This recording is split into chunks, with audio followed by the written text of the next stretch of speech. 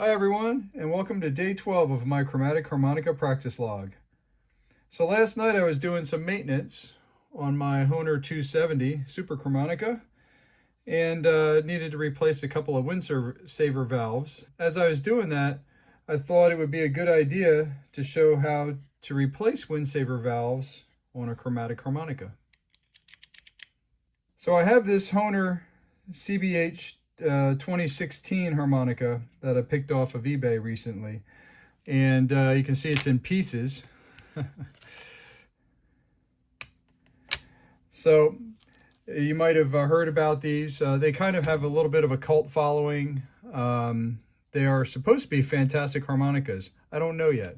This is as far as I've gotten to play one. This is what Robert Bonfiglio uses full time. He uses these harmonicas, and sounds amazing playing them. So anyway, I've been fascinated to try one of these for a really long time. But the prices, if you've ever tried to buy one, the prices are ridiculously high. And the problem with paying, $200, $300, some even are higher, is you just really don't know what you're getting. You don't know if the inside is going to be all corroded and the reed plates aren't going to be any good. So basically what you're buying, in my opinion, what you're buying is you're buying the harmonica minus the reed plates. So anyway, so on to why I bought this. So I got this for well under $100, and when I saw it advertised, I was willing to take the chance because the price finally was right. And knowing full well going into this that chances are these reed plates were going to be junk. And when I got it, this thing was filthy. I mean, this comb was so filthy. It's really nice and clean now. I had to spend a lot of time cleaning it, getting in there with a toothbrush, and anyway, it really took a lot of time to clean it. The reed plates were completely black, and the Windsaver valves were no good, so they all had to come off. But these reed plates were completely black and corroded. I was able to get them cleaned up pretty good. There's still a little bit of corrosion on them, and that corrosion is in the metal. It's not even that it comes off, it's in the metal. And so it's like it ate the metal away. It looked like somebody just poured a big bottle of Coca-Cola on top of this harmonica and let it sit for 20 years. This reed plate here, I already have the new Windsaver valves installed, and that's what it's going to look like. So we're going to have 10 on a side. 10 on a side for this one to go yet, so I have 20 more Windsaver valves to install. But that's what the Windsaver valves are going to look like. Now, it doesn't take very many tools to put new Windsaver valves on your harmonica. You need obviously your reed plate. I just use a little bit of paper towel, pair of tweezers. They work really well. And for glue, I'm not sure what other people use, but I'm using this Pattex Repair Extreme glue. It works really well. It seems to set up fairly quickly, but yet it gives you enough time to kind of maneuver with the Windsaver valve, wiggle it back and forth, and get it into place. This was suggested by Rock and Ron's website. He's got, if you haven't not familiar with that website, Rock and Ron's harmonica website, and a great source for harmonica products. Here are my Windsaver valves, and they're in all different sizes. He has them numbered all the way down to the really tiny ones, these 8s. So what you have to do is you have to find the Windsaver valve that's going to work. So the higher the number, the longer it is, and it's going to correspond to the lower notes on the harmonica. If you have reed plates already that have Windsaver valves on them and you're just replacing one or two, then what you can do is you can match up the Windsaver valve to the one that's already on your harmonica, and you can get it pretty close. Me, I'm going to have, because I don't have any valves on here at all, I'm going to have to just kind of like fish around a little bit and kind of guess, and then find the right size. Now you want to get it so that it's just longer than the hole is. Tweezers are pointing, that's my rivet, and here's the end of the hole.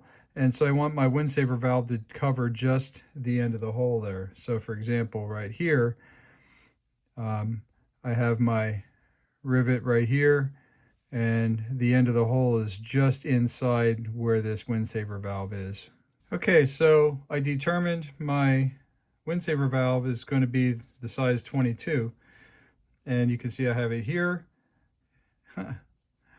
And the clear part is going to be down toward the reed plate, and the white part is just going to be on top as acting as my stiffener. So I'm just going to use my tweezers, and you put it over the slot. Don't put it over top of the reed that's sticking out. This is going to be covering up the slot where the reed on the back side is. So you're putting it on the bottom side of the rivet. So I put a little bit of glue, just a dot of glue right on top of the rivet. And then I'm just going to put my Windsaver valve down. And it has a little indentation in the valve that will go right over top of the rivet. You can see it's a little crooked, but that's okay. Don't rush it because you have time with this glue. And I just need to, I use the paper towel just to kind of clean the glue off of my tweezers. And all I want to do, there we're over top of the rivet. And you don't want to get glue on top of the Windsaver valve if you can help it, because that's just going to make it heavier and not work right. And just you can also adjust, adjust with the light and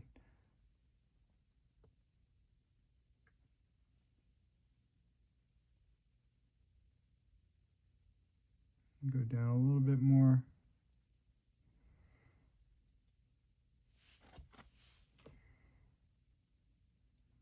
It's tedious work, and just take your time and you can get it. Don't rush it. And once you get it into place, stop messing with it, because it's only going to get worse. That looks pretty good to me, so I'm going to leave that one go. Okay, the next hole, I'm going to use the number 21. It's just a little bit shorter. You want to make sure, verify you have the clear part up against and the white part is on top. I've my glue down, just put a real tiny dab of glue. Doesn't take much glue at all. Don't use too much. Because don't forget, these aren't permanent. They're going to have to be changed out again at some point if you play the harmonica enough.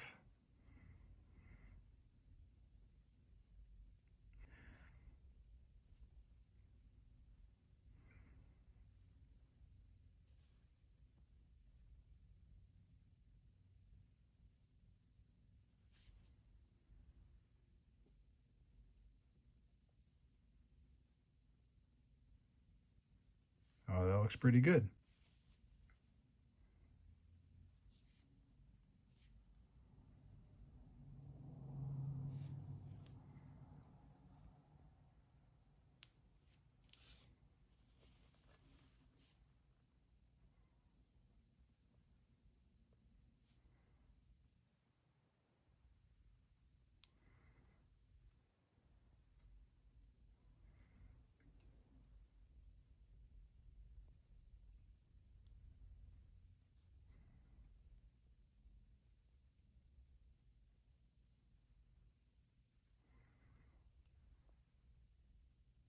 The other reason I'm trying to repair these reed plates is clean them up and use them is I like the challenge of giving this a chance rather than just giving up and buying a new set of plates. This one might be able to be revived and played for a while as I get better at playing the chromatic harmonica.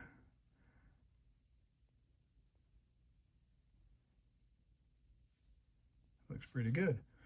Okay, so that's how to replace Windsaver valves. Now I have to go all the way down. I'm not going to do the last two holes, but 11 and 12 I'm not going to do. Or actually, well, 15 and 16 if you're counting from the lowest. And the same thing on the other side. So in the beginning I think I said it was 10 holes. It's not. It's 14 holes that we have to do on this harmonica. So thanks for watching. Don't forget to like and subscribe.